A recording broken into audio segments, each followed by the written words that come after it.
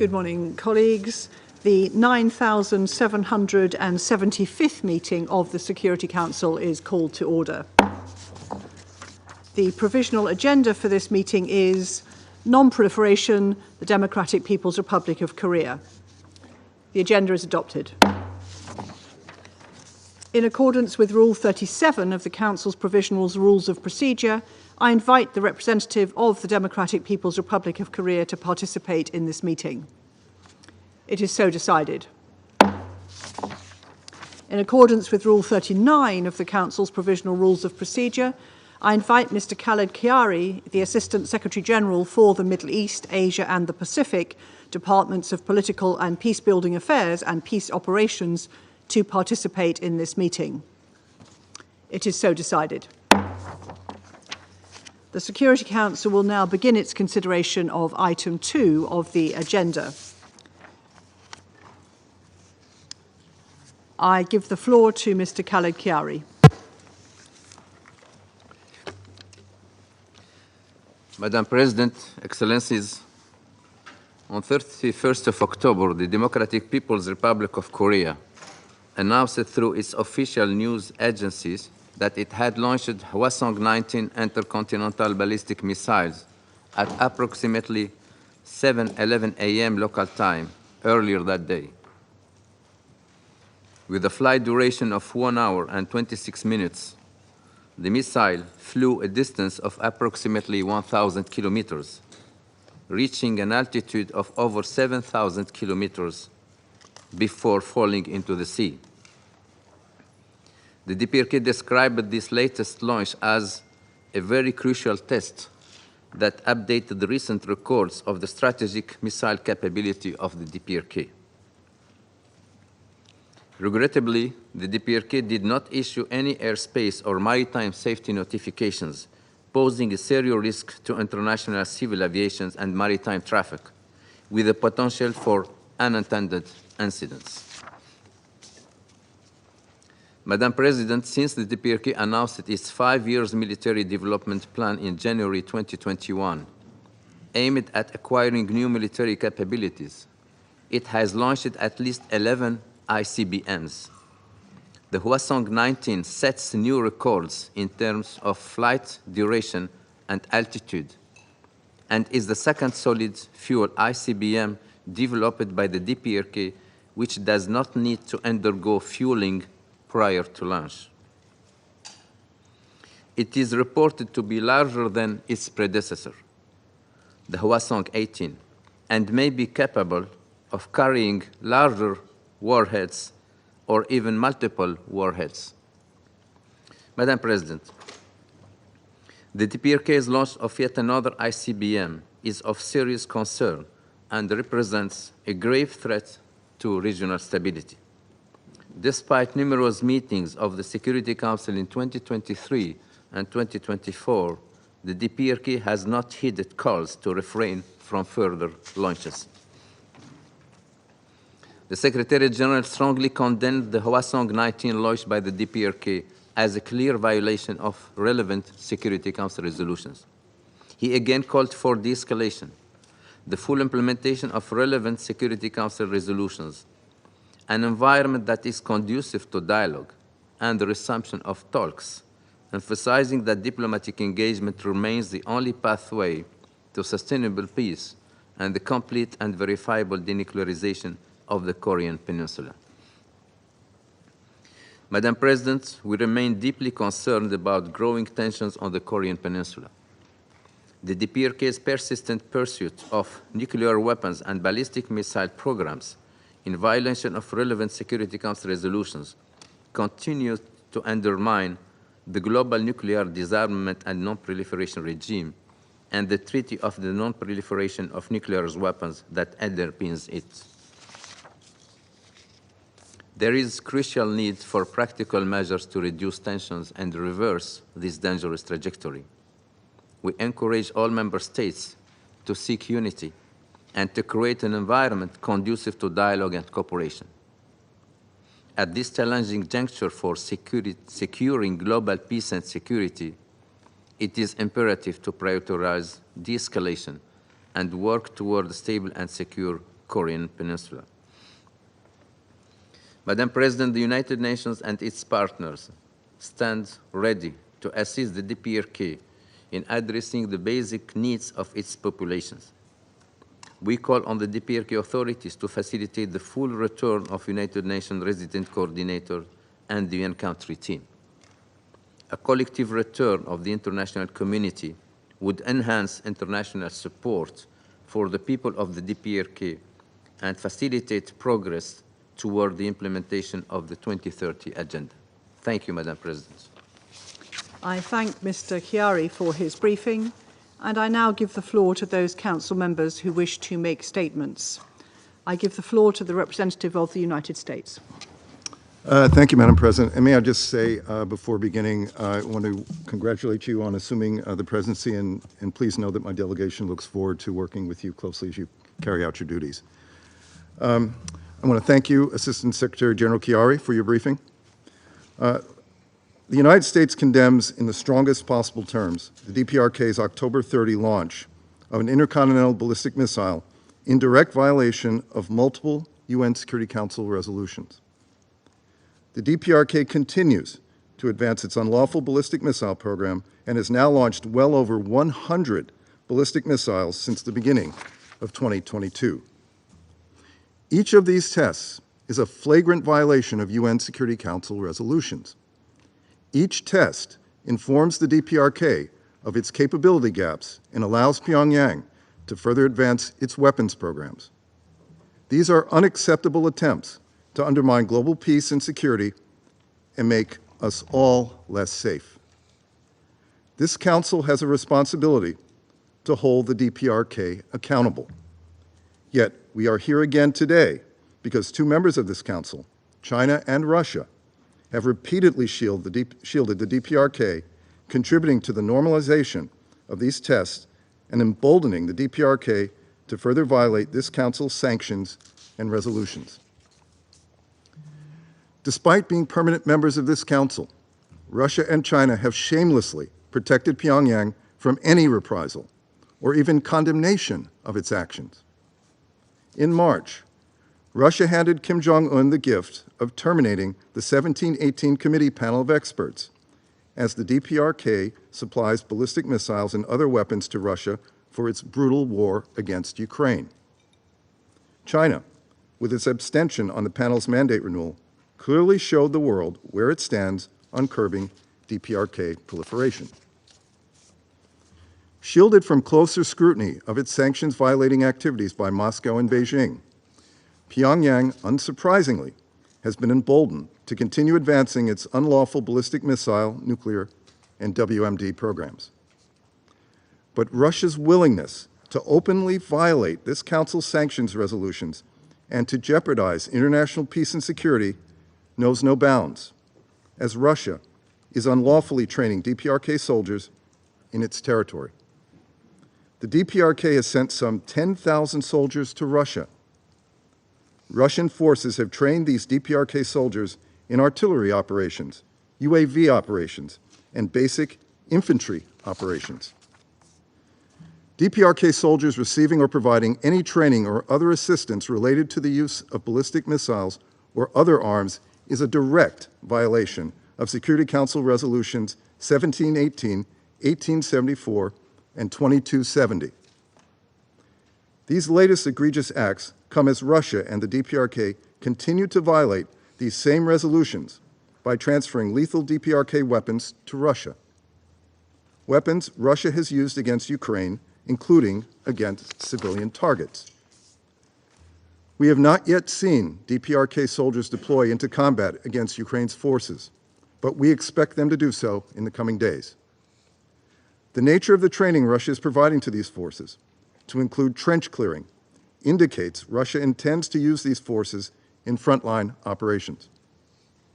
If these troops engage in combat or combat support operations against Ukraine, they would render themselves legitimate military targets. And let's be clear, if DPRK soldiers do enter into combat, this would demonstrate Russia's growing desperation in its war against Ukraine. It would also demonstrate an unprecedented level of direct military cooperation between Russia and the DPRK, with security implications in Europe as well as in the Indo-Pacific. All members of this Council used to consistently condemn the DPRK's serious and intensifying threat to international peace and security. All members of this Council used to be fully committed to upholding the Security Council resolutions that seek to safeguard international peace and security. But China and Russia now block the Security Council from speaking against the DPRK's behavior. These recent developments threaten us all. Colleagues, all member states have an obligation to faithfully implement the legally binding measures under Security Council resolutions. To my Russian and Chinese colleagues, it is time to stop obstructing and rejoin the rest of us in voicing a united and clear denunciation of the DPRK's behavior, to call on all UN member states to fully and faithfully implement Security Council resolutions, and to work together to prevent the DPRK's procurement activities and revenue flows supporting its unlawful WMD and ballistic missile programs. Colleagues, in response to recent developments, the United States introduced a press statement which sought to condemn DPRK's intercontinental ballistic missile in direct violation of this Council's resolutions.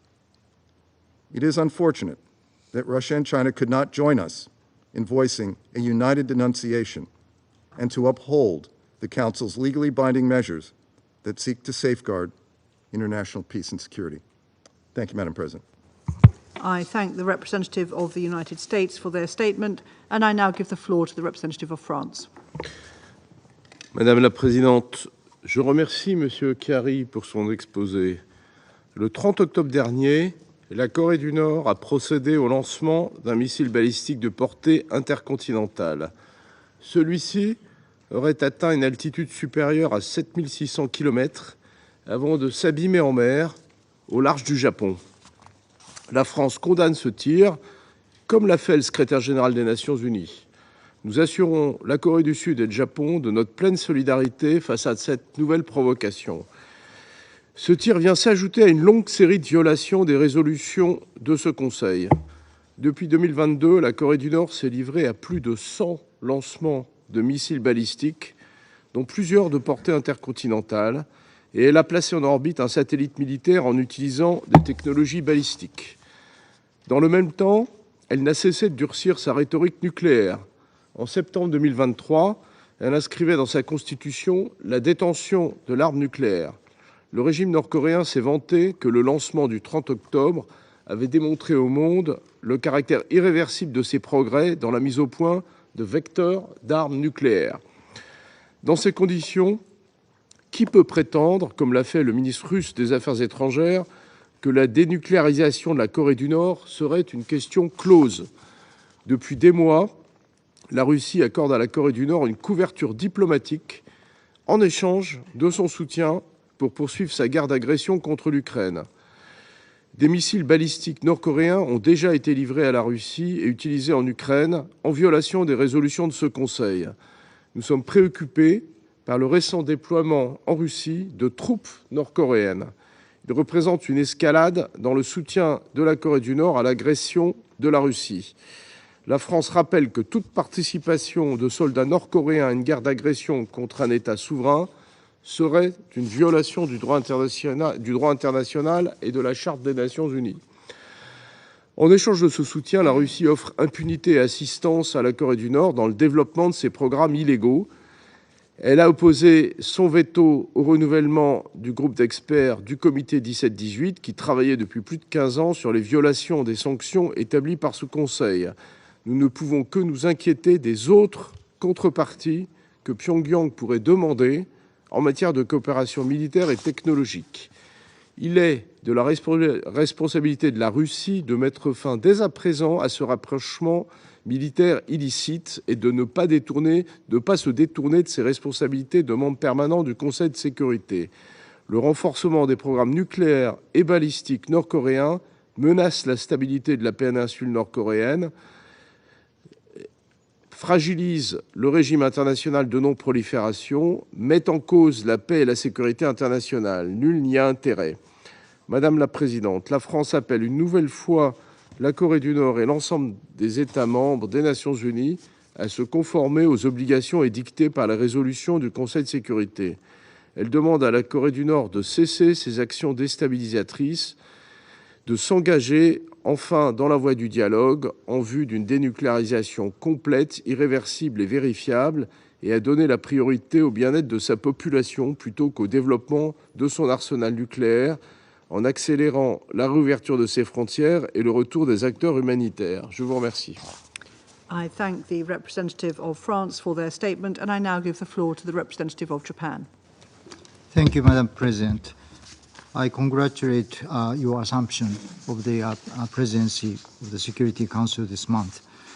And also, I thank you for convening this critical meeting requested by 7 Council members, including Japan.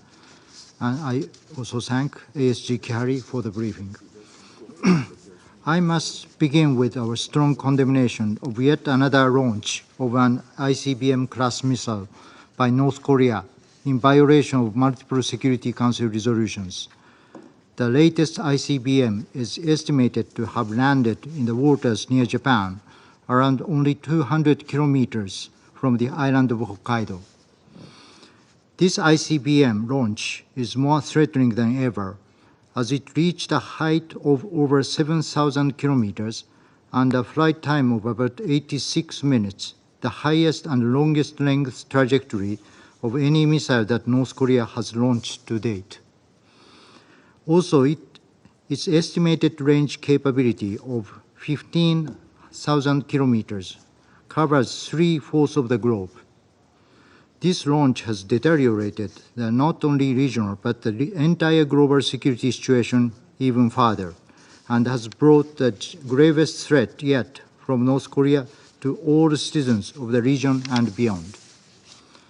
I reiterate the launches of ballistic missiles by North Korea are undermining the international peace and security that the UN Charter has given this Council the primary responsibility to maintain. I urge all Council members to reaffirm our commitment to the Charter, the supreme instrument of the world peace, and to express a united and strong response to this unprovoked incident. Madam President, let me take this opportunity to stress the fact that North Korea continues to develop its unlawful nuclear and ballistic missile programs, unabatedly violating Security Council resolutions. Half a year has passed since the UNSC's 1780 Committee panel of experts was forced to terminate its mandate due to the regrettable veto by Russia. Since then, its military cooperation with North Korea has stepped up, including a recent development of North Korea's troops being dispatched to Russia.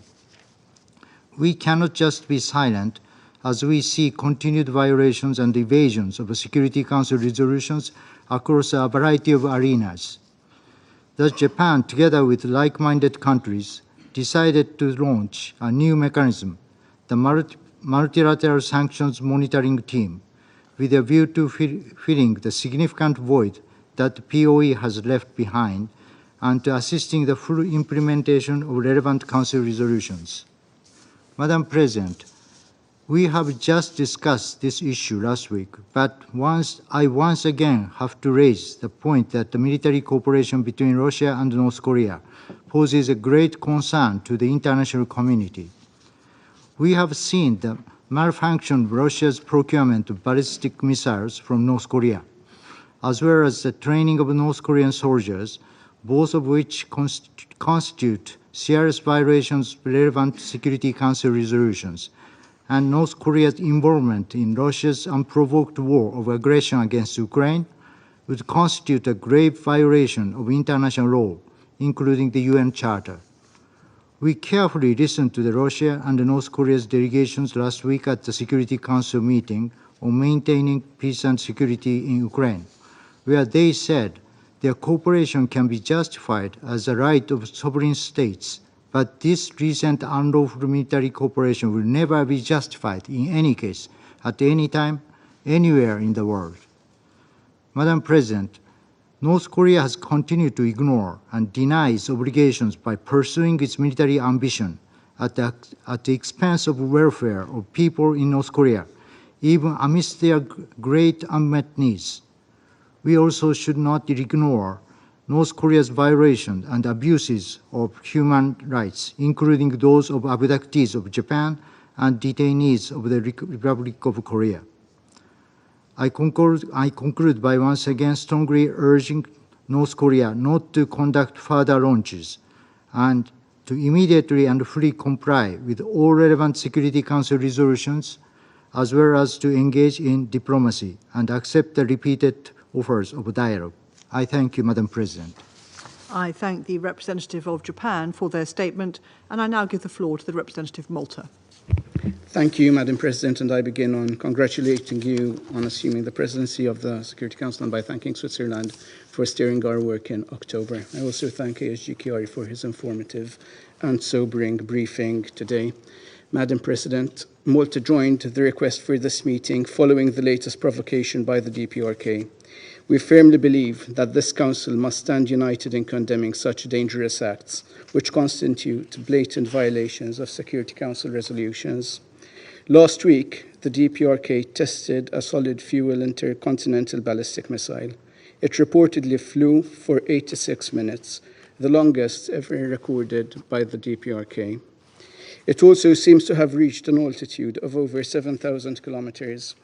This means that if launched at a wider angle, such a missile could reach any place on Earth. This is a deeply worrisome advancement in the DPRK's unlawful ballistic missile program, and it cannot go unanswered. Malta strongly condemns this latest ICBM test by the DPRK. We also condemn the deployment of troops and provision of arms to Russia in support of its war of aggression against Ukraine, in violation of the UN Charter and the fundamental principles of international law. Such actions are also in violation of multiple Security Council resolutions and pose a grave threat to peace and stability in the peninsula and beyond. When Council members came together to collectively tackle this grave threat to non-proliferation, a comprehensive set of sanctions was put in place. In contrast, the latest developments demonstrates that the Council's inaction emboldens the DPRK. Earlier this year, the mandate of the 1718 Committee panel of experts was terminated. Since then, the DPRK's dangerous actions have gone unchecked. Although the panel is gone, nevertheless, sanctions remain in place and must continue to be fully implemented by all member states. Any transfer of weapons, ammunition, and related technology to and from the DPRK is illegal and must be condemned. Once more, we urge the DPRK to cease its unlawful and dangerous behavior, engage in meaningful dialogue, and immediately comply with its obligations under Security Council resolutions. It must completely, verifiably, and irreversibly abandon its nuclear and ballistic missile program and return immediately to the full compliance with the NPT as a non-nuclear weapon state. Madam President, it is regrettable that the DPRK continues to prioritize its military build-up over the well-being of its people. Not only is its unlawful WMD program developed and accelerated through grave human rights violations, but the regime's scarce resources are being diverted from addressing the real needs of the population. Malta remains deeply concerned about the dire humanitarian situation in the country, with over 10 million people in need of assistance. We commend the work of the 1718 Committee, which aims to curb the DPRK's military ambitions while addressing the humanitarian needs of the population by establishing a mechanism for granting humanitarian exemptions. We reiterate our call on the DPRK to allow the UN and other agencies into the country to provide much-needed humanitarian assistance. To conclude, Madam President, we once again reaffirm the need for a comprehensive and lasting peace in the Korean Peninsula. To achieve this, the Council must be united and send an unequivocal message to the DPRK. I thank you, Madam President. I thank the representative of Malta for their statement, and I now give the floor to the representative of the Republic of Korea. Thank you, Madam President. I also thank ASG Mr. Chiari for his briefing. Colleagues, we gather once again in this chamber after we discussed DPRK's dispatch of troops to Russia last week. Then we expressed our serious concern and called on Russia and DPRK to stop illegal military cooperation. However, our repeated calls for restraint were once again ignored by Pyongyang. North Korea launched another ICBM right after our meeting last Wednesday. Its intention could be to distract the world's attention from its troops in Russia, demonstrate themselves as larger than life, or gain diplomatic leverage amid the U.S. presidential election. Regardless of the intention, it was clearly an attempt to advance its missile technology, which makes the launch another flagrant violation of multiple Security Council resolutions. The Republic of Korea condemns it in the strongest possible terms. Madam President, with its new solid fuel ICBM, the so-called Hwasong-19, the DPRK broke the record of its previous ICBM launches in terms of flight time, 86 minutes, and apogee, about 7,700 kilometers. Kim Jong-un himself oversaw the launch at the site and said that, I quote, "The DPRK will never change its policy of strengthening its nuclear forces," unquote. This launch once again raises a fundamental question. How can an impoverished pariah regime continue to develop such diverse ballistic missile programs despite the rigorous sanctions regime, Security Council sanctions regime? The answer is that there must be large loopholes enabling the DPRK's access to the equipment, materials, and technology necessary to advance its WMD programs. Some may point out that the DPRK's nuclear and ballistic missile program is an exemplary case of the Security Council's failure. However, it is indeed a textbook case which demonstrates what the world will face when member states do not fully implement Security Council resolutions. Madam President, upon joining the Security Council last January, we proposed to update the prohibited items lists related to the NSG, Nuclear Suppliers Group, and the MTCR, Missile Technology Control Regime, pursuant to Resolution 2087 and 2094, which had been neglected for the past several years. The lists are directly aimed at curbing North Korea's WMD program. It doesn't impose additional sanctions. However, after months of deliberations, the 1718 committee failed to update the lists due to the opposition by 2 permanent members of the Security Council. This is a good example of how large loopholes are created in the DPRK sanctions regime. Madam President, we already saw Russia dissolve the 1718 committee panel of experts. Then we also heard the Russian foreign minister saying that he considers the denuclearization of the DPRK to be a closed case. I have a very simple question. Cui bono? Obviously, it is the DPRK and Russia who have been continuing their illegal arms deals. The DPRK is the only country that has conducted nuclear tests this century. Not once, but already 6 times. It is also the only country that abused the NPT regime by joining, then violating the treaty from within, and then announcing its withdrawal from the treaty. And no other UN member states rejected Security Council resolutions so shamelessly as the DPRK.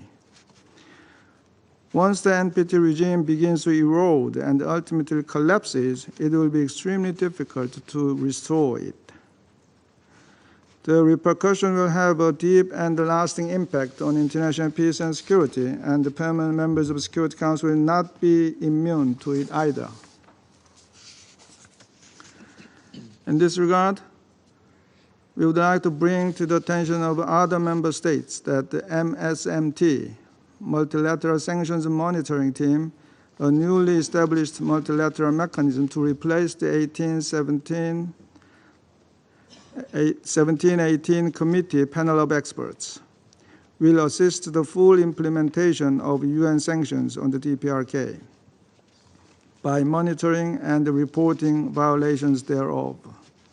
The Republic of Korea calls on all member states to join such international efforts to fill in the gap created by Russia's veto on the renewal of the panel's mandate. Madam President, since I'm sure that the DPRK representative will soon repeat the erroneous and misleading arguments underpinned by the so-called DPRK's security dilemma caused by the US and ROK, let me shed some light on the fallacies of that groundless narrative often echoed by the DPRK and its few friends. The reality that North Korea has faced for a long time is, in fact, not a security dilemma, but the regime survival dilemma. It is about the constant struggle to sustain the family dynasty spanning through 3 generations. Pyongyang goes to great lengths, taking extreme and draconian measures to keep afloat the world's most bizarre dictatorship, fully aware that it is ultimately unsustainable. That is why the DPRK constantly instills the fear of the outside and imposes the worst totalitarian ideology on its own people, while simultaneously isolating itself from the outside world. To that end, the regime has to fabricate and reinforce anti-US, anti-ROK narratives, and relentlessly develop nuclear weapons to take on the far more advanced opponents. Recently, we see more desperate and dangerous moves by Pyongyang. Earlier this year, the DPRK leader, Kim Jong-un, redefined the ROK. Its fellow nations sharing the same culture, heritage, and language for thousands of years, suddenly as a foreign state overnight. Last month, they completely cut off the existing railways and roads linking the South and North by detonating them. We know why.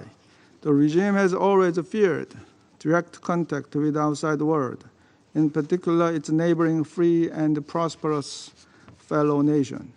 It fears what will happen if North Koreans continue to compare themselves with their brothers and sisters in the South. And now, the desperate DPRK is demanding more sacrifices from its own people by dispatching troops to Russia. The North Korean foreign minister even referred to Russia's invasion of Ukraine as a just and holy war during her visit to Moscow last week.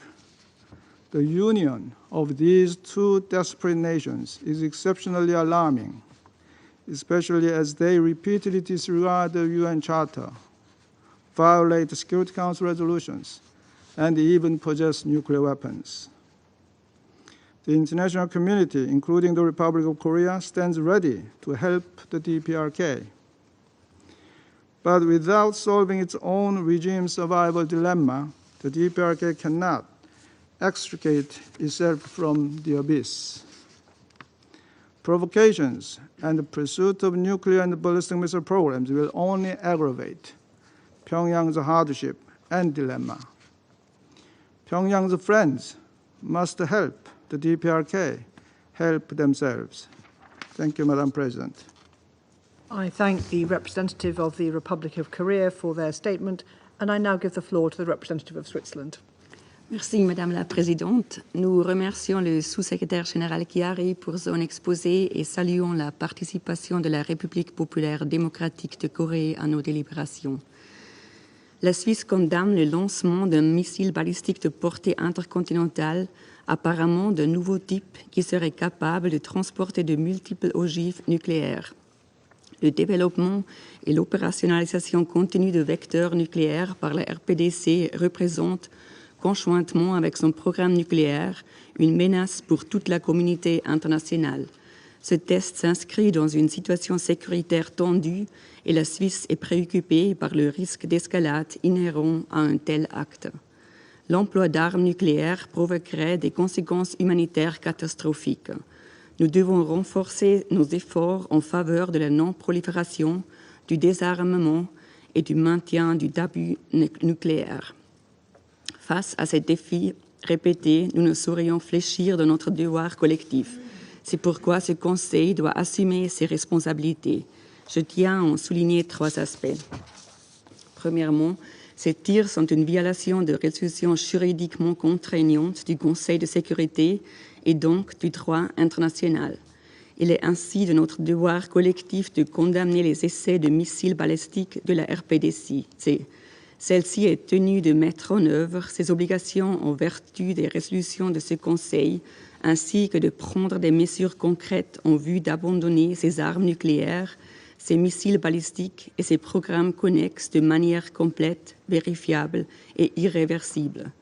Nous rappelons que si les obligations découlant des résolutions valent en premier lieu pour la RPDC, ces dernières s'appliquent également à tous les autres États qui sont tenus de mettre en œuvre de manière effective les sanctions de ce Conseil. À ce titre, nous sommes profondément préoccupés par les rapports faisant état de possibles violations graves des résolutions de ce Conseil par la Russie que nous avons évoquées la semaine dernière. Deuxièmement, la population de la RPDC ne doit pas être laissée pour compte. Les violations graves et systématiques des droits de l'homme et l'impunité des auteurs doivent cesser. Il existe un lien entre le programme nucléaire et certaines violations de ces droits, et le Conseil devrait examiner de quelle manière il pourrait aborder davantage ce lien. Nous saluons les signes d'assouplissement des lourdes restrictions mises en place par la RPDC en lien avec la pandémie. Ces restrictions ne doivent plus être un obstacle majeur à l'assistance humanitaire. L'ouverture des frontières de la RPDC doit aller de pair avec un accès rapide, sûr et sans entrave de l'aide humanitaire. Pour y parvenir, l'entrée en RPDC du personnel international est essentielle. Troisièmement, le Conseil et les Nations Unies dans leur ensemble ont un rôle important à jouer afin d'encourager le dialogue, la désescalade et la recherche de solutions diplomatiques. Il existe une volonté de mener un dialogue avec la RPDC ainsi que de soutenir ses efforts de dialogue et nous saluons toute tentative d'échange entre les parties ainsi que toute mesure de désescalade de leur part.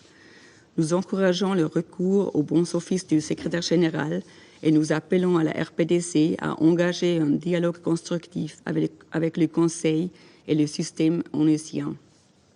Madame la Présidente, le désarmement et la non-prolifération nucléaire ont toujours été une priorité de l'ONU et de ce Conseil, et dans le cadre du pacte pour le futur, nous nous sommes tous engagés à les renforcer et prévenir toute érosion des normes internationales existantes. Nous ne devons pas échouer dans cette tâche. Pour trouver une solution politique, le Conseil doit sortir de son silence. Pour être effectif, l'appel au dialogue doit s'articuler autour d'une position unie. La Suisse encourage et soutient tous les efforts en ce sens. La Suisse, pour sa part, continuera son engagement au sein du Conseil, du Comité des sanctions et sur place pour une péninsule coréenne dénucléarisée et en paix. Je vous remercie. I thank the representative of Switzerland for their statement, and I now give the floor to the representative of Guyana.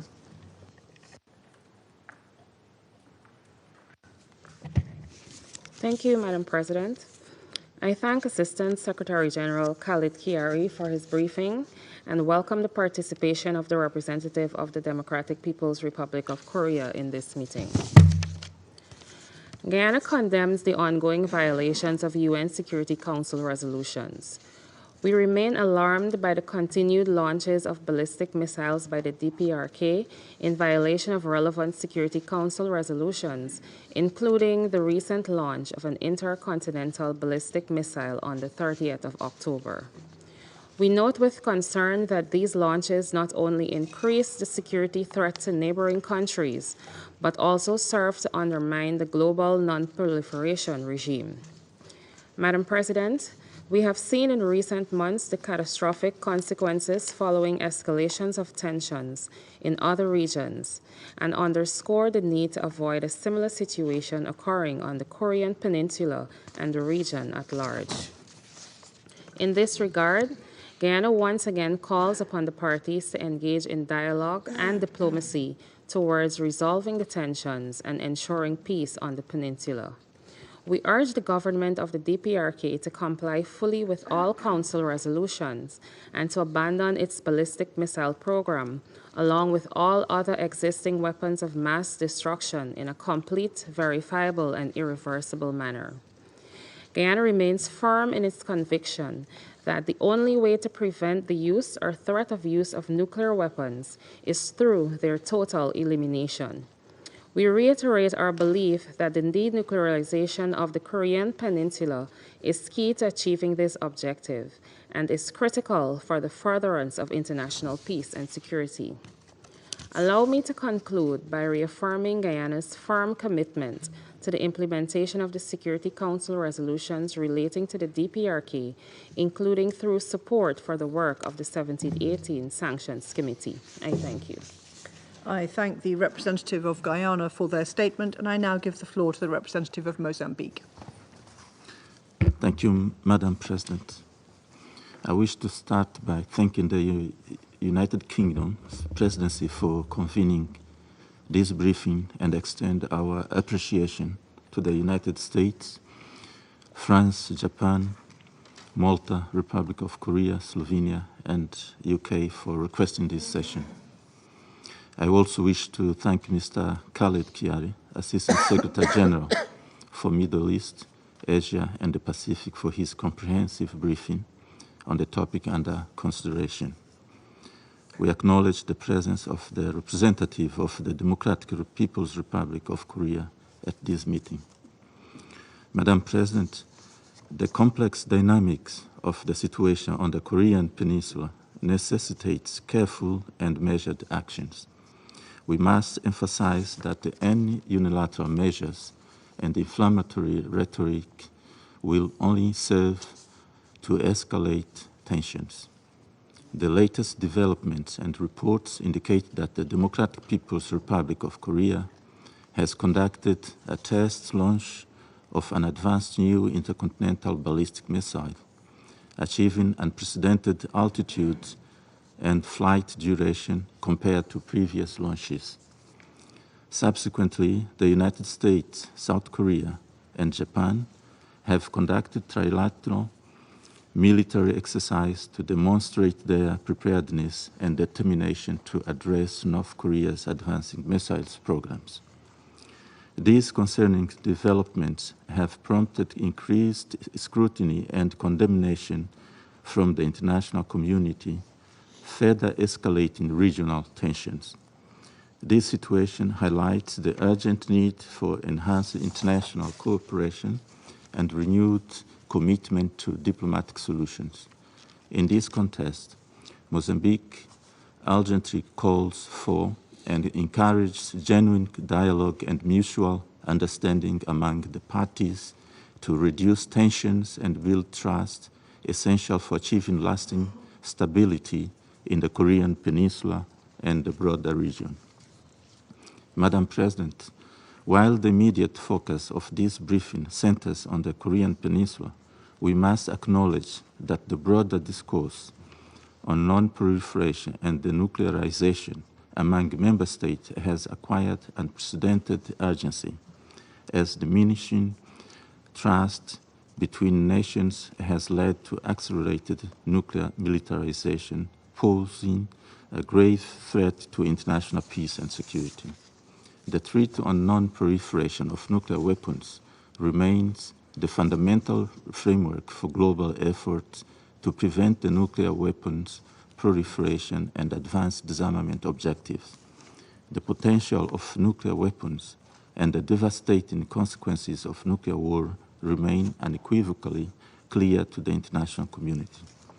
To this end, it is imperative to comprehensively address the underlying political, security, and humanitarian dimension through diplomacy and constructive dialogue while remaining cognizant of the legitimate security concerns of all parties. The ultimate goal of complete denuclearization requires genuine and sustained engagement from all parties. We therefore hope that diplomatic efforts will gain traction and ultimately yield enduring peace in the Korean Peninsula and beyond. The Security Council and its members should play a crucial role in facilitating this process. I thank you, Madam President. I thank the representative of Mozambique for their statement, and I now give the floor to the representative of Ecuador. Gracias, Presidenta, y agradezco la exposición informativa del subsecretario Chiari. El Ecuador condena el reciente lanzamiento de un misil balístico intercontinental por parte de la República Popular Democrática de Corea, como lo ha hecho el secretario general y la mayor parte de la comunidad internacional. Mi delegación se solidariza con las poblaciones de la República de Corea y Japón por los riesgos que deben enfrentar con este tipo de lanzamientos. Este último lanzamiento, por su duración y trayectoria, confirma el mejoramiento de las capacidades de la RPDC en el desarrollo de misiles balísticos, lo cual es alarmante. Las pruebas de misiles balísticos constituyen una seria amenaza para la paz y seguridad internacionales. Constituyen, además, una clara violación de múltiples resoluciones de este Consejo de Seguridad, incluyendo las resoluciones 1718, 1874 y 2397, por lo que no tienen justificación y no pueden ser normalizadas. Este Consejo no puede permanecer indiferente ante estos actos de provocación que amenazan la estabilidad regional e internacional. El Ecuador ha sido testigo del tratamiento de esta temática en los últimos 2 años, notando la falta de consistencia y voz unificada de este Consejo en el necesario rechazo al incumplimiento de sus resoluciones en esta materia.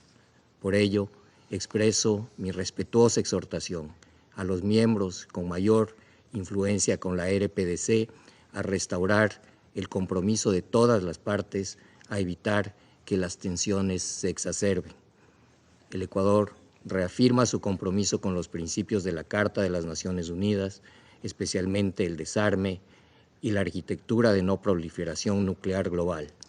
La desnuclearización completa, verificable e irreversible de la península de Corea es hoy más urgente que nunca.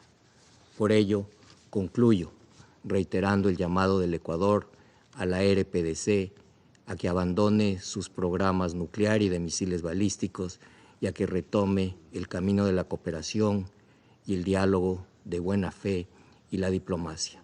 Gracias, Presidenta. I thank the representative of Ecuador for their statement, and I now give the floor to the representative of Sierra Leone. Thank you, Madam President. Let me also thank Mr. Khaled Kiari, Assistant Secretary General for the Middle East, Asia, and the Pacific for his concise briefing. We welcome the participation of the representative of the Democratic People's Republic of Korea in this meeting. Sierra Leone is concerned about the Democratic People's Republic of Korea's recent launch of an ICBM, the Hwasong-19, with a capability and range that poses serious regional and global security threats. The fact that the missile went higher in altitude and flew longer for a total of 86 minutes, more than any previous attempt, is also deeply concerning. Additionally, statements by the DPRK state officials are especially troubling, including by the head of state, referring to the weapon as its final and ultimate ICBM, quote-unquote, and that, quote-unquote, the DPRK will never change its line of bolstering up its nuclear forces. The current situation in the Korean Peninsula remains highly volatile, with potential for further escalation. The DPRK's long-range missile and nuclear programs continue to pose serious challenges to peace and security in the region. We continue to urge the DPRK to refrain from further escalatory measures and to engage in constructive dialogue aimed at de-escalation. The international community should remain committed to upholding peace and security in the region. We call upon all parties involved to prioritize diplomatic efforts and to work collaboratively towards a lasting resolution that addresses the underlying tensions. We also call on states with influence to engage DPRK authorities on working towards solutions for lasting peace in the Korean Peninsula. Sierra Leone is of the firm view that a strong and unified Council response to the latest missile launch will reinforce our commitment to denuclearization and a peaceful resolution of conflicts, particularly in the Korean Peninsula. We stand ready to support all diplomatic initiatives and encourage the DPRK to engage bilaterally and multilaterally to unequivocally commit to transparent, complete, verifiable, irreversible, and non-discriminatory nuclear disarmament. The DPRK's blatant disregard and open violation of Security Council resolutions and the UN Charter undermines the authority of the organizations and remains a significant challenge for the international community. While efforts over the years have not succeeded in convincing authorities to comply with the global safeguards and de facto international norm against nuclear testing, a strong independent verification mechanism is still necessary to ensure that the DPRK meets its international obligations. In this regard, we wish to recall the importance of the work and report of the panel of experts and the regrettable non-renewal of the panel's mandate. We take note of the creation of the multilateral sanctions monitoring team for implementation of the UN Security Council resolutions regarding the DPRK, with the stated goal to assist with the full implementation of UN sanctions on the DPRK by publishing information based on rigorous inquiry into sanctions violations and evasion attempts. Additionally, we reiterate our call for the Comprehensive Nuclear Test Ban Treaty's entry into force, noting its valuable contribution to halting further modernization and increase in vertical and horizontal proliferation of nuclear weapons, thereby advancing the goal of nuclear disarmament. We conclude, Madam President, by echoing our previous call for the need for a holistic and comprehensive assessment of the nuclear programs of the DPRK, drawing upon the global effort for non-proliferation to promote international peace and security. As Sierra Leone reaffirms its unwavering commitment to the principles of disarmament, non-proliferation, and international peace and security, we reiterate our support for diplomatic efforts towards complete, verifiable, and irreversible denuclearization of the DPRK and the Korean Peninsula. I thank you. I thank the representative of Sierra Leone for their statement, and I now give the floor to the representative of Slovenia.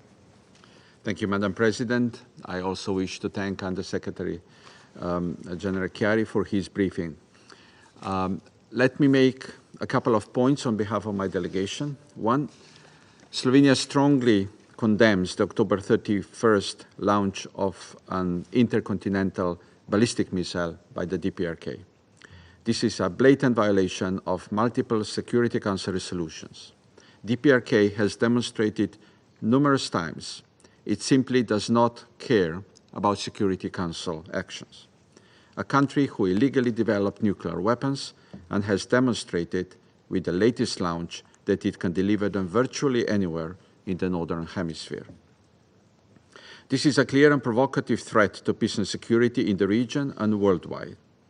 The Security Council resolutions are binding and must be implemented.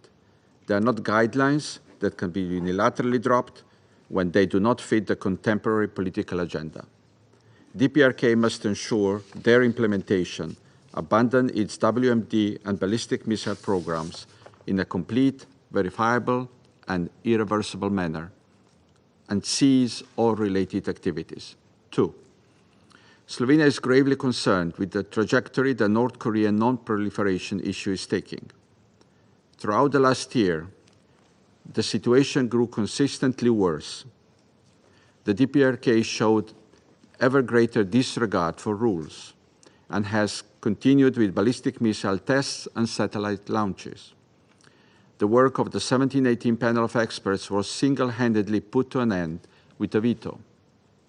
Evidence of DPRK origin ballistic missile use in Ukraine surfaced.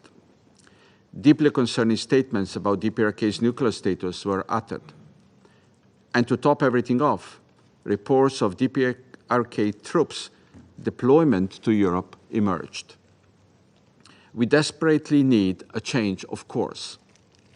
It would be too easy to point a finger just at one member of this Council, whose actions have been particularly damaging to the situation. However, I'm looking at all the Council members here. It is our collective responsibility to uphold international peace and security, and DPRK's activities are clearly undermining it. Madam President, the status quo we are experiencing is conducive to nothing but the expansion of DPRK's illegal nuclear weapons and ballistic missile program. It is our duty to employ all diplomatic means to bring the DPRK back to the negotiating table. It is high time for DPRK to cease its provocative activities and return to dialogue and diplomacy. There is no legitimate alternative to this. The sooner we all realize this, the faster we will be able to comprehensively address the imperative of DPRK's denuclearization. Thank you, Madam President. I thank the representative of Slovenia for their statement, and I give the floor to the representative of China. 谢谢主席。我祝贺英国担任北约安理会轮值主席。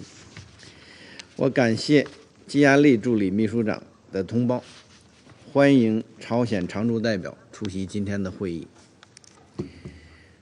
中方注意到朝鲜日前的发射活动和有关表态，也注意到其他各方的反应。当前半岛局势持续紧张，对立对抗不断加剧，这不符合任何一方的利益。作为半岛近邻，中方希望半岛和平稳定，不愿看到半岛陷入动荡甚至生战生乱。中方呼吁所有各方从维护半岛以及全球和平稳定大局出发，保持冷静克制，避免矛盾激化升级，共同努力推动局势尽快缓和降温。主席，半岛问题由来已久，错综复杂，本质是安全问题，根源在于冷战残余未消，和平机制未立，美朝互信缺失。当务之急是所有各方都秉持理性务实态度，推动建立互信，为局势降温创造有利氛围。要从根本上解决半岛问题，中方秉持公正客观立场提出的双轨并行思路和分阶段同步走原则，目前看仍是现实可行的。遗憾的是，个别国家执迷于冷战思维和零和博弈，大肆推进地缘战略，强化军事同盟，挑动阵营对抗，这同半岛实现停核机制转换的历史任务背道而驰，同地区国家求稳定、求合作、促发展的共同愿望背道而驰。特别需要指出的是，美国声称要维护国际核不扩散体系，实现半岛无核化，自身却在半岛不断加大部署战略力量，强化延伸威慑安排，甚至在美英澳三边核潜艇合作框架下，向无核武器国家转让数以吨计的武器级高浓油。美国还在菲律宾部署中程导弹系统，并谋求将部署进一步扩大至东北亚地区，这等于把威胁推进到中国等地区国家的家门口，严重破坏了地区安全局势，打破了战略安全平衡。我们敦促美方立即停止这种危险的错误行径，撤销并放弃有关部署。主席，中方始终认为，安理会应在半岛问题上发挥建设性作用，应采取切实措施推动缓和局势，增进互信，而不是简单的制裁施压。当前形势下，安理会需要的是团结一致，不是分裂对立；需要的是促进对话，不是为了发生而发生，更不是为了激化矛盾。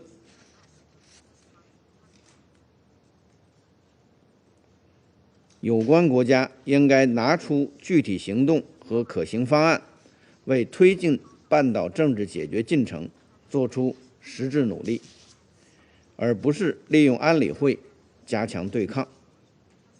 我愿重申，一个和平稳定的朝鲜半岛符合有关各方共同利益，也是国际社会的普遍期待。中国作为半岛近邻和负责任大国，将继续以自己的方式为维护半岛和平稳定、实现东北亚地区长治久安发挥建设性作用。谢谢主席。I thank the representative of China for their statement, and I now give the floor to the representative of the Russian Federation.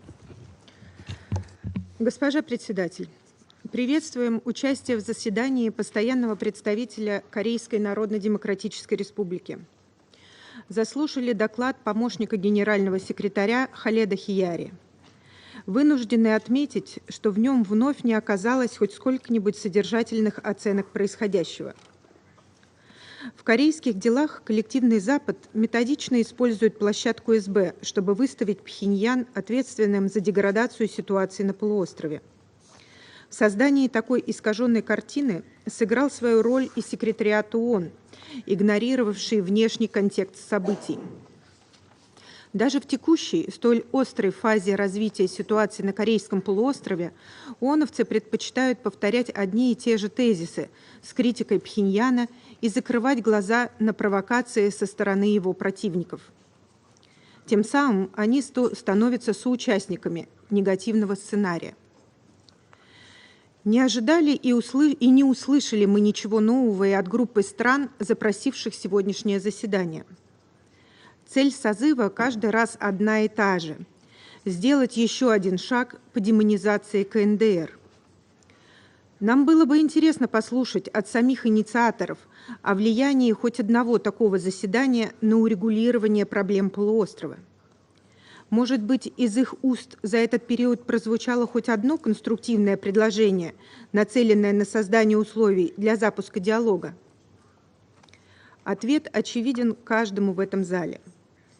Создание вокруг Пхеньяна негативного информационного шума, удержание на плаву неработающих санкционных мер, оправдание агрессивных шагов США и их союзников в регионе – вот истинные мотивы инициаторов заседания. Хочу только напомнить, что к мандату Совета Безопасности эти задачи не имеют никакого отношения. Напротив, подобными действиями наши коллеги лишь прямо подрывают деятельность Совета Безопасности, который, согласно Уставу ООН, призван поддерживать международный мир и безопасность. Вашингтон и другие заинтересованные страны могли бы с таким же успехом продолжить вести свою пропагандистскую работу через подконтрольные СМИ и НПО. Госпожа председатель, ракетные испытания, вызывающие такое волнение в Вашингтоне, Токио и Сеуле, происходят не на пустом месте, не в пресловутом вакууме. Их нельзя рассматривать отдельно от агрессивных планов американцев и их сателлитов в регионе, а именно от масштабных военных маневров, сопровождаемых размещением американского стратегического потенциала, совместного ядерного планирования США и Республики Корея с отработкой ядерных ударов по территории КНДР, выстраивание военно-политического треугольника Вашингтон-Сеул-Токио. Давайте посмотрим на действия США и их союзников в Северо-Восточной Азии только за последние недели. 28 октября начались беспрецедентные по своему охвату военные учения ВВС США, Австралии и Республики Корея Freedom Flag. В рамках данных маневров задействованы сотни единиц авиатехники, сухопутные силы, морская пехота и спецназ. Параллельно в Республике Корея продолжаются крупнейшие учения национальных вооруженных сил ХОГУК с подключением американских военных подразделений.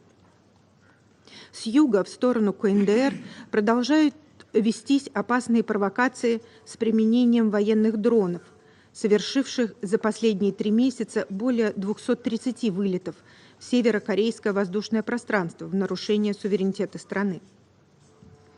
Указанные агрессивные меры ведутся в дополнение к ставшим уже регулярными учениям под названием Freedom Shield, Freedom Edge. Стоит напомнить, что в рамках этих маневров последовательно отрабатываются сценарии гипотетического вооруженного конфликта с применением ядерного оружия и физического устранения северокорейского руководства. Помимо военных кампаний, противники Пхеньяна продолжают оказывать на него всевозможное политическое и экономическое давление в нарушение Устава ООН. Долгие годы незаконные западные односторонние санкции напрямую ухудшают положение простых людей. Рестрикции Совета застыли во времени и не отражают проблем полуострова. Все предложения со стороны России и Китая по актуализации мер СБ неоднократно отвергались и продолжают отвергаться как не соответствующие американским интересам по планомерному удушению Пхеньяна. Сожалеем, что наши многолетние друзья и партнеры в Сеуле стремительно утрачивают независимость под нажимом Вашингтона, ставя под удар собственные национальные интересы. Судя по всему, они стали втягиваться и в опасные авантюры Вашингтона по наращиванию поставок западного оружия Киеву, который на фоне своих боевых потерь очень в нем нуждается. Характерно, что именно украинская тема стала одной из основных в ходе консультаций советников по нацбезопасности США, Японии и Южной Кореи 25 октября в Кэмп-Дэвидском формате. Получается, что, проводя агрессивную политику на Корейском полуострове, американцы заодно решают свои задачи по мобилизации союзников против России. Это многое говорит об истинных мотивах США в отношении субрегиона. Призываем южнокорейских коллег одуматься и не вставать на крайне опасный путь, который ни к чему хорошему Сеул не приведет. Тем более, что по данным южнокорейских исследований, уверенное большинство населения страны не поддерживает отправку вооружений на Украину. Госпожа председатель, политика создания управляемой напряженности на Корейском полуострове преподносится властями в Вашингтоне как рутинные мероприятия по обеспечению безопасности США и их союзников. Однако американские власти не хотят признавать простой истины о том, что безопасность одного государства не может обеспечиваться за счет безопасности другого. Ни в Европе, ни в Азии. Руководство КНДР имеет полное право на применение мер по обеспечению безопасности и суверенитета своей страны.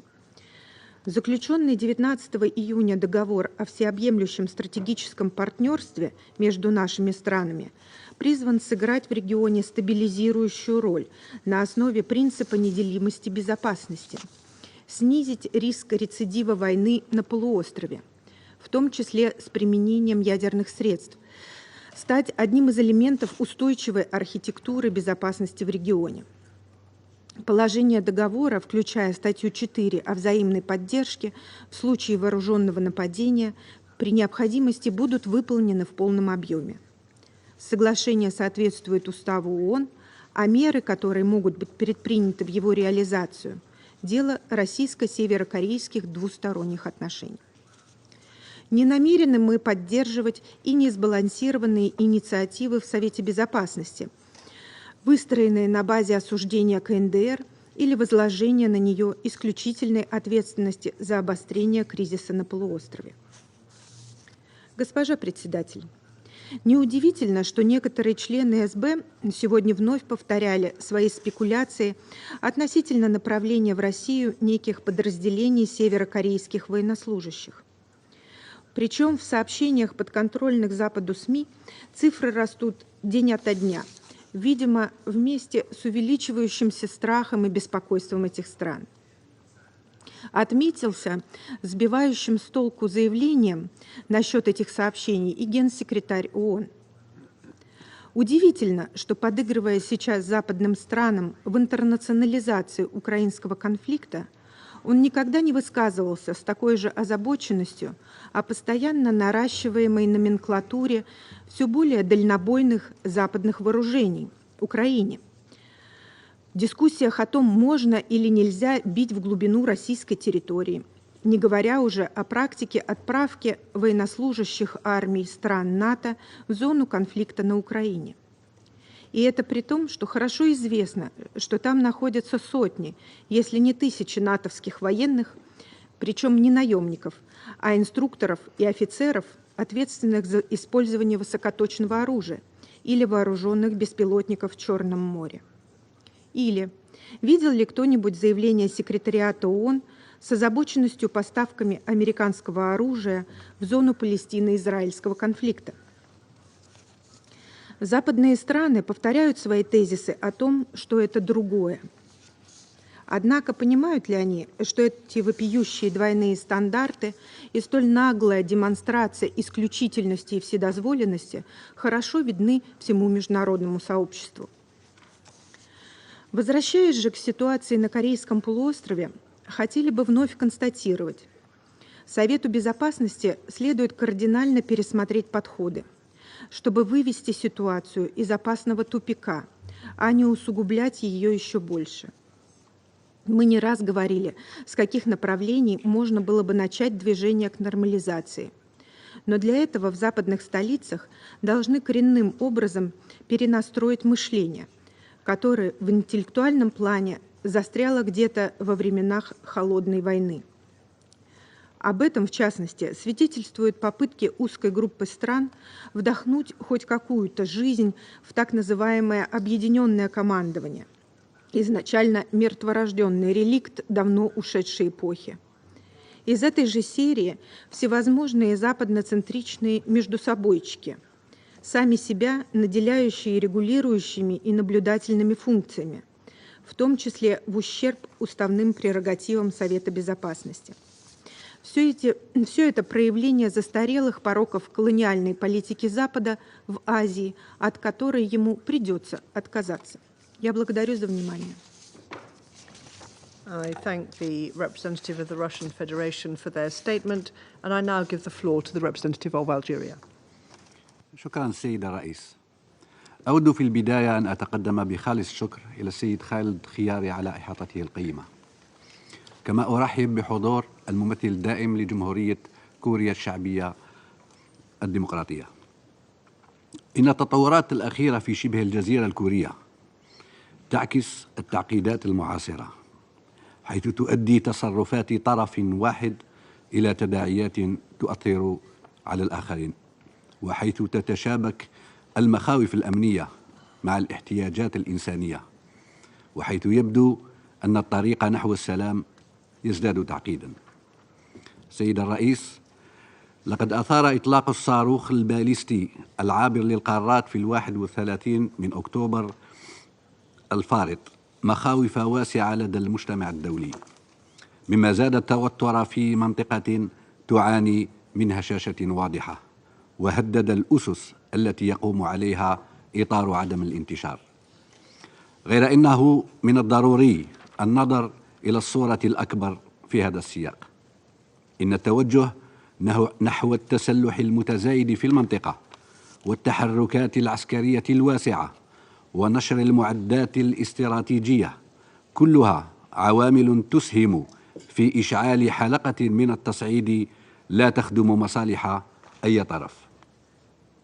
نحن نشهد اتجاها قد يؤدي إلى تصعيد غير قابل للتحكم في تداعياته، ونلاحظ تصعيدا يهدد بانفجار الوضع في منطقة بأكملها، كما نرى وضعا إنسانيا يتطلب تدخلا عاجلا.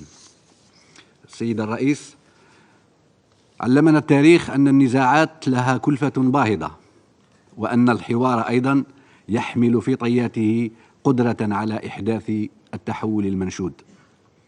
3 مبادئ رئيسية ينبغي أن توجه مسارنا نحو المستقبل في هذه القضية. أولا، التصعيد العسكري لن يؤدي إلى الحل المنشود. ثانيا، العقوبات وحدها لا يمكن أن تخلق سلاما مستداما. ثالثا، الحوار مهما بدا صعبا يظل الوسيلة الأقوى لتحقيق الحل. للأسف الواقع الذي نواجهه قاتم. التوترات العسكرية في تصاعد مستمر، الاحتياجات الإنسانية تتفاقم وتصبح أكثر إلحاحا، القنوات الدبلوماسية غير مستغلة كما يجب، والمدنيون هم من يتحملون العبء الأكبر. يجب أن يتغير هذا الواقع، وفي هذا الإطار ينبغي اتخاذ خطوات عملية تضمن ما يلي. أولا، يجب على جميع الأطراف العمل على تخفيف التوترات وتقليل الأنشطة العسكرية فورا في المنطقة. ثانيا، ينبغي استئناف الاتصالات الدبلوماسية وفتح باب الحوار دون شروط مسبقة. ثالثا، يجب تعزيز القنوات الإنسانية وحمايتها. رابعا، ينبغي تطبيق تدابير بناء الثقة. خامسا، يجب تأسيس آليات للحوار الإقليمي تشمل كافة الأطراف المعنية. هذه ليست مجرد تطلعات، بل هي متطلبات لتحقيق السلام. السيد الرئيس، لا يمكننا تجاهل البعد الإنساني. كل يوم يمر بدون سلام هو يوم آخر تتزايد فيه معاناة المدنيين. كل يوم تحرم فيه الشعوب من تلبية احتياجاتها الأساسية هو يوم آخر لا يتمكن فيه العاملون في المجال الإنساني من أداء دورهم الحيوي. هذا الوضع غير مستدام. السيد الرئيس، نحن نقف بحزم ضد أي إجراءات تنتهك قرارات مجلس الأمن، ونرفض أي خطوات تهدد الأمن الدولي، لكننا ندرك أيضا أن السلام لا يمكن تحقيقه من خلال العقوبات وحدها. إن هدفنا المشترك يظل نزع السلاح النووي بالكامل من شبه الجزيرة الكورية بطريقة شاملة وقابلة للتحقق فيها ولا رجعة فيها. إلا أن هذا الهدف يجب أن يسعى إليه بالوسائل السلمية، وأن يبقى الحوار هو أداة أساسية لتحقيقه. ندعو جميع الأطراف إلى تجنب التصعيد، إلى اختيار الحوار بدلاً من المواجهة، إلى تفضيل الدبلوماسية على استعراض القوة، وإلى وضع مصلحة الشعوب في المقام الأول. الطريق إلى الأمام واضح رغم ما يحفه من صعوبات. إنه طريق يتطلب الشجاعة لاختيار الحوار في ظل التوترات، ويتطلب الصبر عندما يبدو التقدم بطيئا، ويحتاج الالتزام حين تبدو العقبات غير قابلة للتجاوز، لكن هذا هو السبيل الوحيد نحو سلام دائم. الاختيار بأيدينا، فلنختر السلام على التصعيد المستمر. التوترات ليست حتمية، والسلام ليس بعيد المنال. وشكرا. I thank the representative of Algeria for their statement. I shall now make a statement in my capacity as the representative of the United Kingdom. I'd like to start by thanking ASG Chiari for his briefing today. The United Kingdom unequivocally condemns the DPRK's latest intercontinental ballistic missile launch. This was the longest launch ever conducted by the DPRK, lasting 86 minutes. This is yet another egregious violation of multiple UN Security Council resolutions. It shows that the DPRK continues to advance its illegal nuclear and ballistic weapons programs, posing a clear threat to global peace and security. In 2024 alone, the DPRK has recklessly launched 1 failed satellite, 2 intermediate-range ballistic missiles, and at least 36 short-range ballistic missiles. The DPRK also attempted to launch 1 multiple independently targeted re-entry vehicle. Year by year, the DPRK flaunts its growing nuclear capabilities. Yet still, some council members prevent us from speaking out with one voice. This strategy of silence has failed. It is time for us to act, to defend the global non-proliferation architecture, to uphold the Nuclear Non-Proliferation Treaty, and to deliver on the mandate of this Council to address the most pressing threats to peace and security. Colleagues, it is less than a week since we discussed the DPRK's flagrant violations of UN Security Council resolutions. The Russian Foreign Minister alarmingly said that, I quote, "Applying the term denuclearization to DPRK no longer makes any sense. This is off the table." End of quote. This statement of fiction, alongside Russia's veto of the 1718 Committee's panel of experts earlier this year, has emboldened the DPRK to continue its unlawful behaviour, knowing it has immunity from a permanent member of this Council. So, I call on Russia and all members of this Council to condemn this launch and restate their commitment to implementing all relevant Council resolutions. I urge the DPRK to abandon its illegal nuclear and ballistic weapons programs, which are diverting resources away from improving the lives of the DPRK's people. The UK is committed to securing peace on the Korean Peninsula.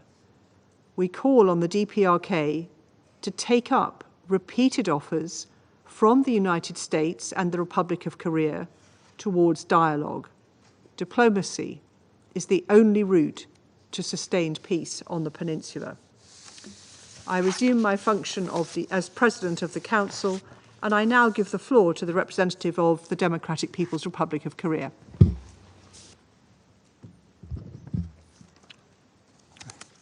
Thank you, Madam President. On June 4, 2024, exactly 5 months ago from today, the Intercontinental Ballistic Missile was launched by one of the permanent members of the UN Security Council present here at this chamber and landed in Pacific Ocean. Yet, Security Council did not regard this weapons test as a threat to international peace and security. On October 31st, 2024, test fire of the ICBM Hwasong 19 was conducted by the Democratic People's Republic of Korea within the area around the Korean Peninsula and it has no slightest negative impact on the security of the neighboring countries. Notwithstanding this, UN Security Council, at the request of the United States, a perpetrator of mentioned ICBM launched and its satellite forces convened this meeting today to take issue with the DPRK's ICBM test fire. It entirely runs counter to the spirit of the UN Charter with sovereign equality and non-interference in domestic affairs at its core, and it sets example of the extreme double standard. I resolutely denounce the holding of another unlawful meeting by UN Security Council, infringing upon legitimate sovereign right of the DPRK at the instigation of the United States and its followers. Like all strategic weapon tests we have conducted so far, the test launch of our ICBM Hwasong-19 this time is a part of the exercise of the just and legitimate right to self-defense to reliably safeguard security of our state, as well as peace of the region involved against escalating reckless nuclear war threat of hostile forces. Some countries are now talking about violation of the resolution at every opportunity regarding sanctioned resolution against DPRK as a cure-all prescription. However, these resolutions are nothing but a legal document totally going against the principle of the sovereign equality of the UN charters, as they stipulate not only the DPRK is prohibited from ballistic missile launches, which the United States and many other countries normally do.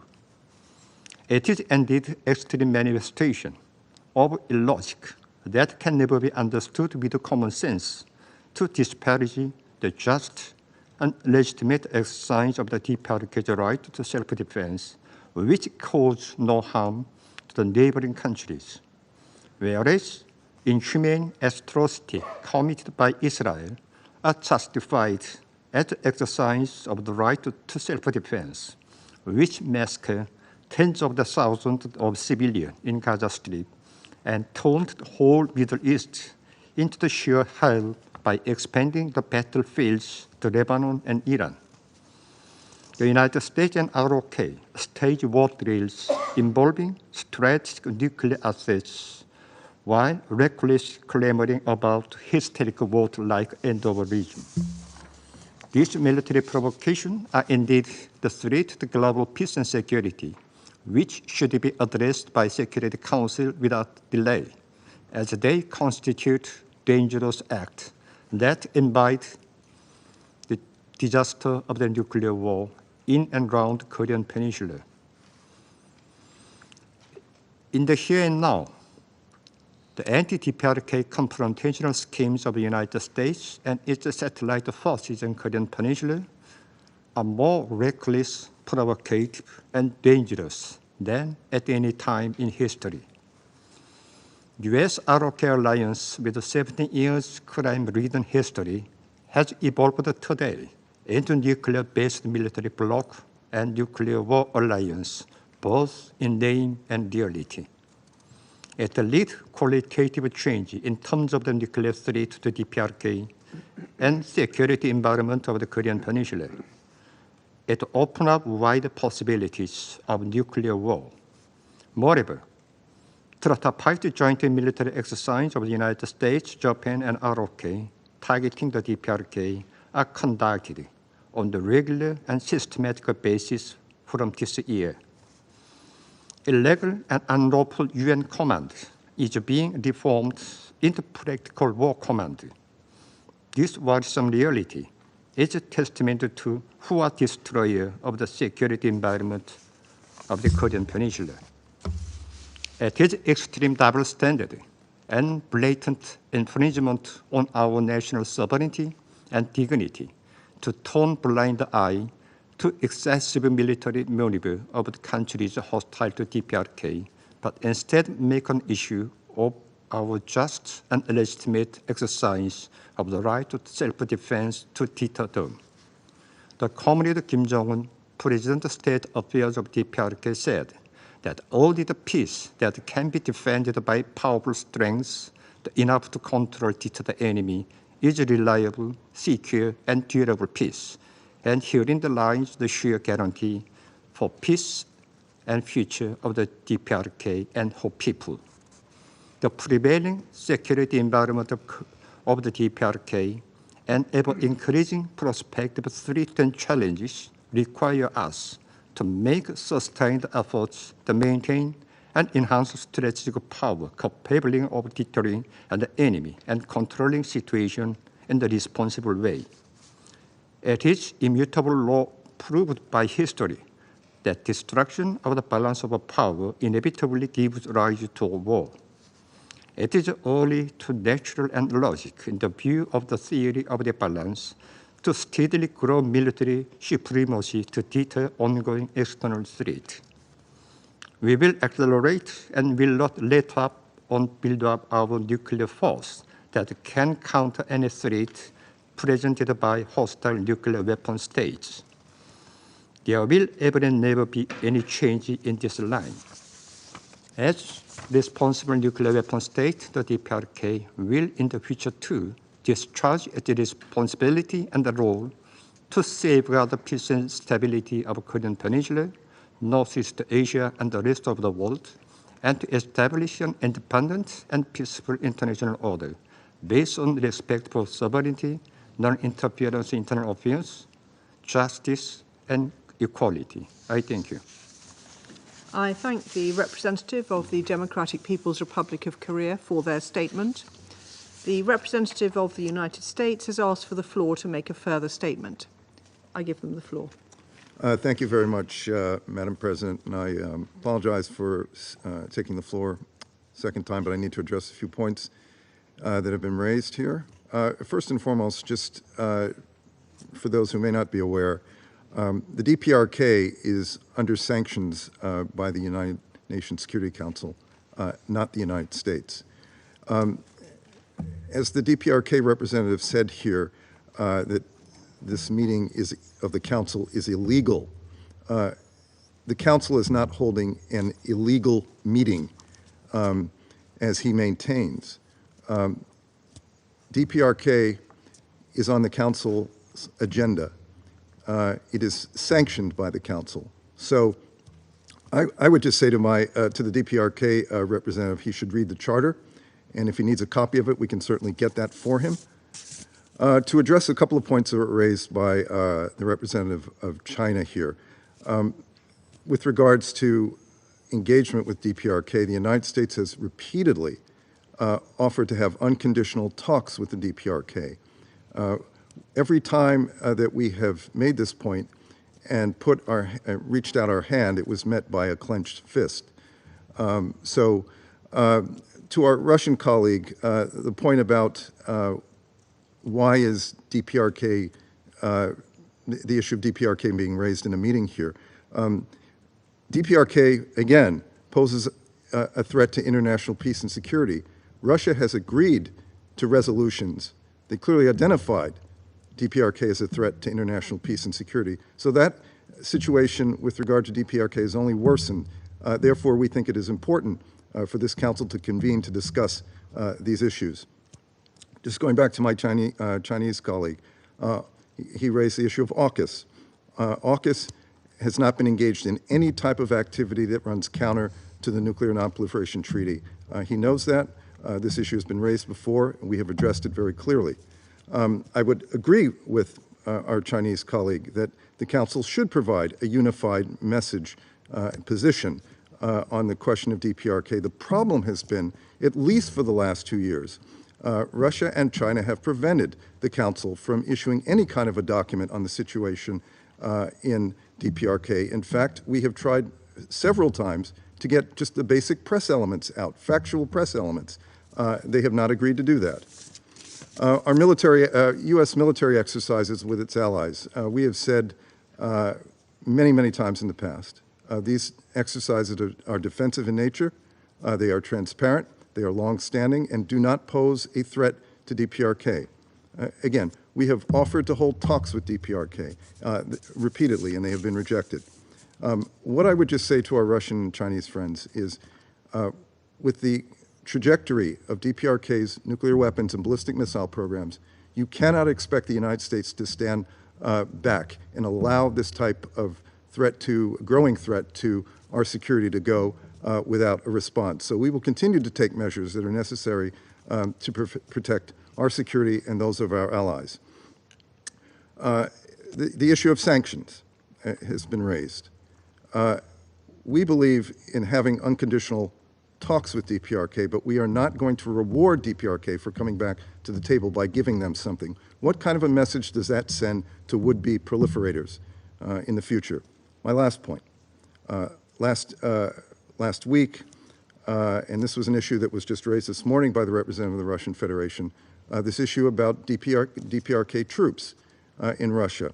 I asked the Russian representative whether or not there are DPRK troops in Russia.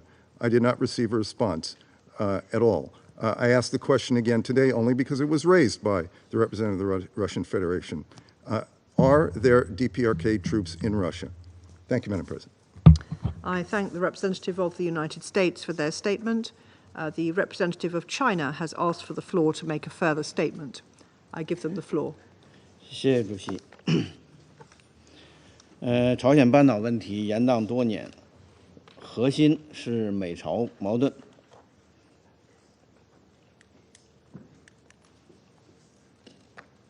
解决问题的钥匙在美国手里。事实上，这个过去多年的这个历史，让我们有充分的理由怀疑，美国是否真心想缓和半岛的紧张局势，还是想以此为抓手，来实现它更大的这个地缘政治目的。如果美心真心的想打破目前的僵局，他应该知道该怎么办。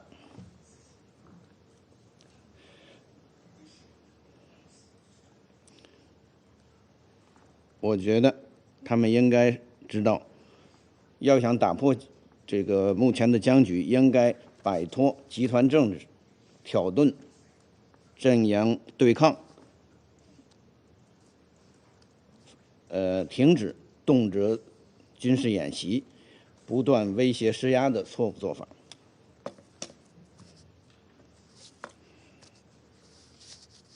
只有这样，才能推动半岛局势的缓和，为对话、和平解决目前我们所面临的这些危机，奠定基础。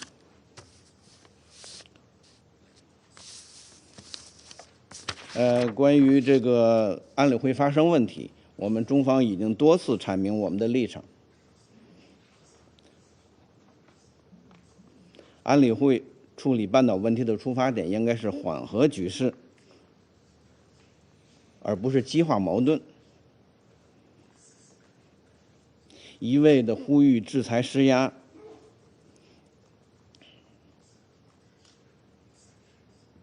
无助于局势的缓和，只能导致局势的轮番升级，甚至失控。因此，我们对此持反对态度。关于这个奥库斯问题，中方已经在不同的场合多次阐述了我们的观点，而且我相信受到了多数国家的支持。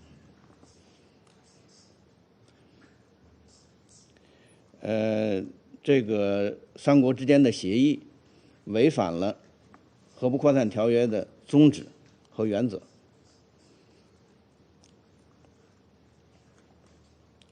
将开创一个非常危险的先例。我们再次呼吁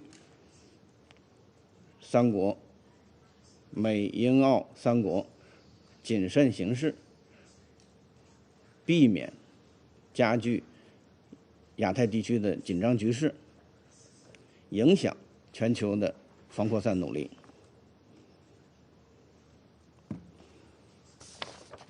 我注意到这个伍德大使刚才没有对我关于这个美国在菲律宾部署陆基中岛的这个问题做出回应。我想再次强调，陆基中岛是进攻性武器，一旦抵近部署，极易引发战略误判，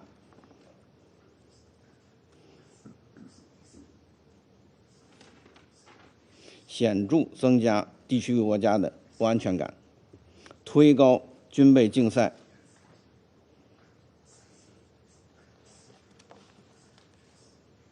推动地区军备竞赛和军事冲突的风险，将最终损害所有国家的安全利益，包括美国在亚太地区的盟友。我们希望美国能够正视地区国家的呼声，纠正错误做法，彻底放弃在亚太部署陆基中岛的计划。我们也希望美国在亚太地区的盟友在这一问题上能够发挥建设性作用。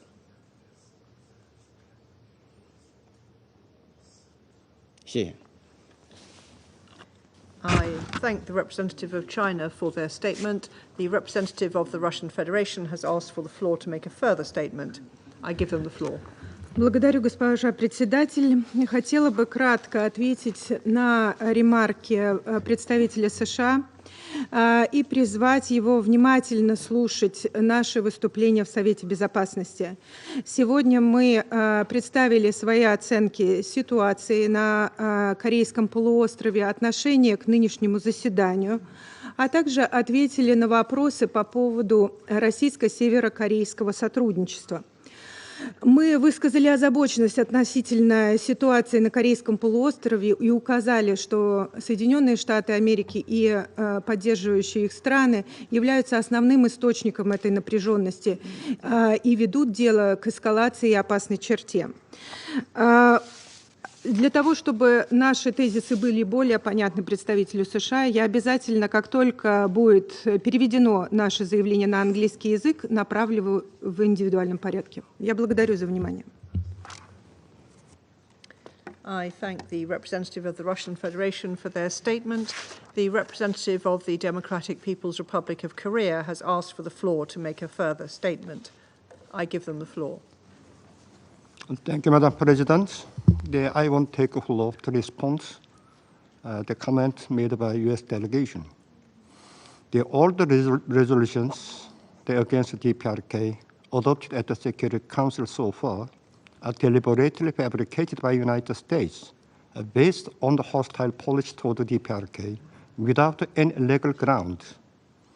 Those resolutions are only the product of a hostile policy. Therefore, we neither recognize nor accept those resolutions, and I'm saying that this meeting is also unlawful. All the military action taken by DPRK, including the launch of the ICBM, its exercise of the legitimate and inalienable rights as a sovereign state to safeguard the sovereignty and national interest from nuclear threat from the United States. Today, the nuclear threat of the United States against DPRK has already reached a critical point in terms of its scale and dangerous level. Actually, the landscape of security Korean Peninsula has come closer, ever more dangerous phase due to reckless joint military exercise of the United States and ROK, and the expansion military bloc led by the United States, and its evolution, nuclear-based military bloc in nature. Exactly. Last year, United States framed up nuclear consultative group. Those mission is jointly plan, operate, and execute nuclear attack against DPRK. Evidence of this year, July, United States signed nuclear war program with ROK, the titled Guideline for Nuclear Deterrence and Nuclear Operation on Korean Peninsula. and adopted a memorandum of cooperation on the US-Japan ROK trilateral security cooperation framework. This year alone, United States and ROK conducted large-scale joint military drill against DPRK as much as 13 times with various code names like Ulchi Freedom Shield, Freedom Edge, Freedom Flag, Sanyang, Combined Air Drill, etc. They mobilize all kinds of the sophisticated offensive weapon system. They by staging even nuclear war simulation drill against the DPRK. Furthermore, under the pretext of the strengthening alliance, United States constantly fabricate and expand political military bloc system one after another, like the Quad and Squid, like this. Due to reckless moves of the United States, current Korean peninsula situation is approaching to the brink of the war. So if the Security Council is a responsible organ maintaining international peace and security, should take this issue first. I thank you. I thank the representative of the Democratic People's Republic of Korea for their statement. The representative of the United States has asked for the floor to make a further statement. I give them the floor. Thank you, Madam President. I will be very, very brief here. I greatly appreciate the offer from the representative of the Russian Federation to obtain a copy of her statement, but that really isn't necessary. I heard the statement, as did others in this room, but the one question still remains that that statement does not address, and that is whether there are DPRK troops on the ground in Russia. And my question still stands, and I hope that the Russian Federation will answer that simple question. Thank you. I thank the representative of the United States for their statement. The representative of the Russian Federation has asked for the floor to make a further statement. I give them the floor. Мы здесь находимся не в суде, и на вопросы Соединенных Штатов Америки в духе допросов отвечать не намерены. I thank the representative of the Russian Federation for their statement. There are no more names inscribed on the list of speakers. The meeting is adjourned.